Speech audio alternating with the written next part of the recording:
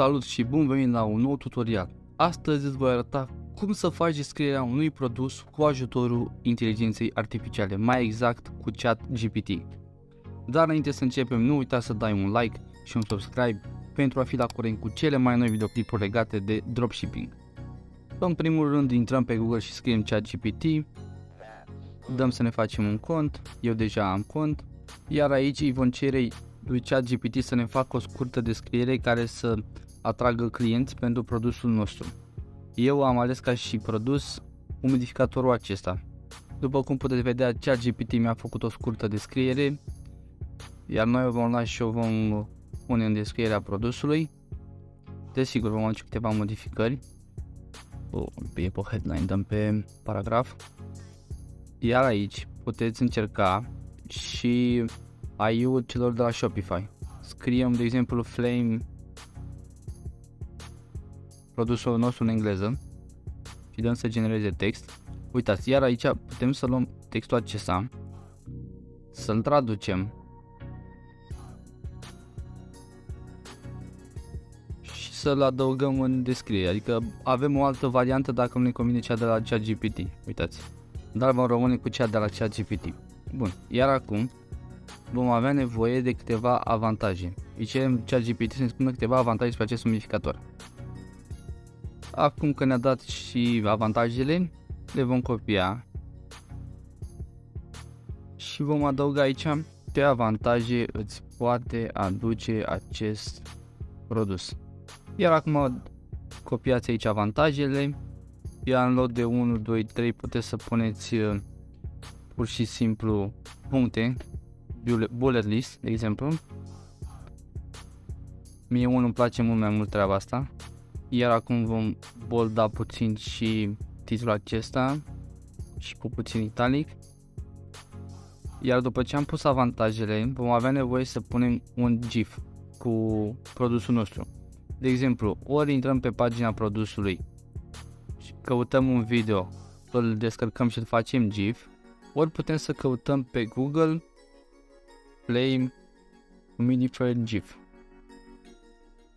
Uitați, nu toate produsele au GIF-uri, dar puteți să faceți treaba asta.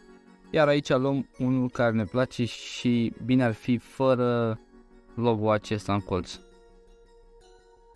Uitați, eu îl voi lua pe acesta. Iar acum tot ce trebuie să facem este să adăugăm în descriere, pur și simplu dăm aici pe Insert Image și îl uploadăm din calculatorul nostru. Iar așa se va vedea după ce va fi uploadat. Iar acum că am adăugat și GIF-ul, trebuie să modificăm titlul, așa că i-am cerut lui ChatGPT să-mi spună o denumire pentru acest produs, iar denumirea a fost așa: Flame Humid, umidificator cu efect de flăcări pentru o atmosferă deosebită.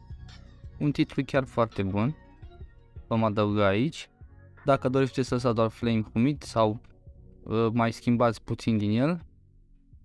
De exemplu, voi lăsa decât umidificator cu efect de flăcări. Bine ar fi să mai adăugați câteva GIF-uri. De exemplu, eu am să mai adaug și după descriere încă un GIF. În continuare am cerut lui ChatGPT să-mi zică ceva legat de aspectul acestui umidificator cu flăcări. Iar de aici vom lua doar că umidificatorul cu efect de flăcări poate fi folosit ca element decorativ. Uitați, am mai pus încă un GIF după prima descriere. Și vom adăuga acesta. Vom modifica puțin. Îi vom pune headline 3, heading. Descrierea aceasta o vom modifica și pe aceasta. Vom mai reduce linia pentru că este prea lungă. După cum puteți vedea, am adăugat numele produsului în descriere cât mai mult. Am spus câte puțin despre el.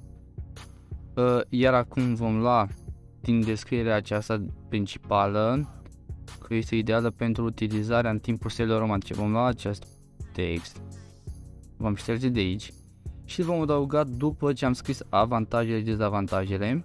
Iar aici vom mai pune încă un GIF care să arate că este perfect pentru seriile romantice. Acum că am adăugat încă un GIF, trebuie să-i spunem lui ChatGPT să ne facă o descriere despre faptul că acest umidificator îi se poate adăuga și diferite arome pentru un miros plăcut. Uitați, am zis să-mi facă o descriere scurtă, luăm descrierea aceasta. I-am cerut să-mi facă o scurtă descriere pe faptul că putem să punem în el diferite arome. Iar acum luăm o copie, mai scurtăm puțin din ea, iar acum va trebui să adăugăm și o poză sau un GIF în care exemplificăm că se poate adăuga un miros specific în acest modificator. De exemplu, putem să luăm pe acesta din descriere sau să căutăm alta mult mai profi pe net.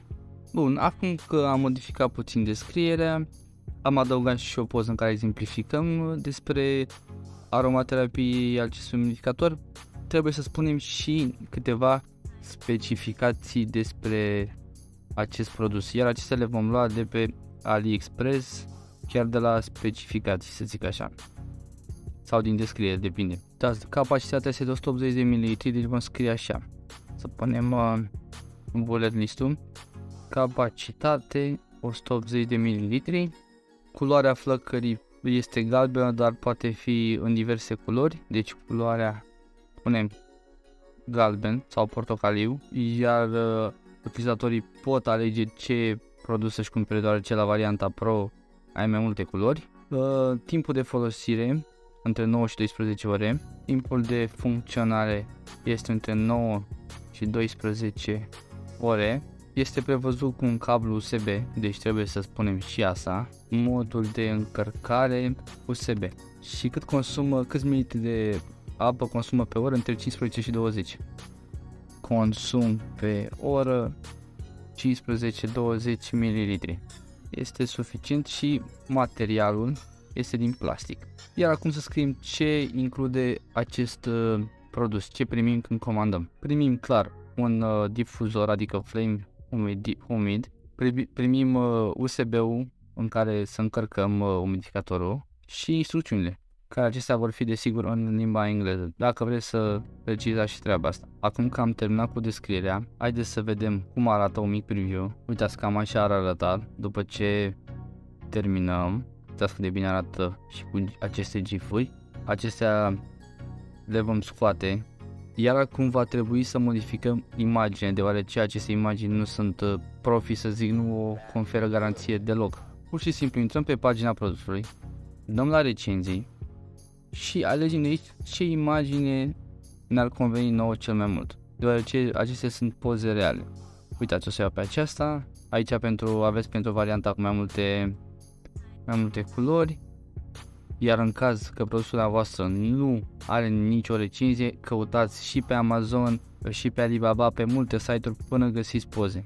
Uitați, o să iau și pe aceasta și multe alte poze pe care putem să le găsim chiar și pe Google. Bun, acum că am ales imaginile, va trebui să le ștergem pe cele originale care le avem de la produs și le adăugăm pe cele luate de noi de pe net. Bun, iar acum, ca să vă faceți o idee, imaginea aceasta mare va apărea ca imagine principală, iar noi o vom pune pe aceasta cu negru, iar acum va trebui să umblăm la variante, să le edităm, să spunem culoarea, punem aici negru, iar cealaltă variantă să fie alb, iar aici vom modifica imaginile pentru aceste variante. De exemplu, negru vom pune în prima imagine, iar pentru alb cea cu alb. Dăm save, iar vom vedea cum arată acum. Uitați, la negru avem imaginea cu negru, la alb îmi dă modificatorul cu alb. Uitați, deja începe să arate mult mai bine. Iar aici, dacă mai aveți și alte informații legate de produs, cum ar fi mărimea, materialul, stilul, puteți să le adăugați liniștiți. Aici puneți prețul, de exemplu 99 de lei și câtă cantitate aveți și după aceea îi dați save. Și încă o chestie pe care o putem adăuga ar fi dimensiunile produsului, în caz că le știți. Eu am făcut de o poză, după cum puteți vedea, acesta este rezultatul final, fără prea multe bătăi de cap, cu ajutorul lui ChatGPT, cu niște poze de pe net, puteți să faceți o descriere chiar bună a produsului. Iar acum vă voi arăta cum să scoateți aceste descrieri, deoarece le aveți deja puse mai sus. Intrăm în Online Store, în Customize, intrăm pe produs, iar aici pur și simplu luăm pe fiecare în parte și dăm Remove. După ce facem asta cu fiecare în parte, dăm Save și dăm un mic preview să vedem cum arată acum. Uitați, a dispărut. Mult mai bine acum. Acesta a fost un mic exemplu cum puteți să faceți descrierea produsului. Aceasta este pe tema Down, o temă primită gratuit de la Shopify. Aveți multe alte variante, iar dacă aveți vreo întrebare, vă rog să mi-o scrieți în secțiunea de comentarii și pentru cât mai multe videouri nu uitați să vă abonați. Succes!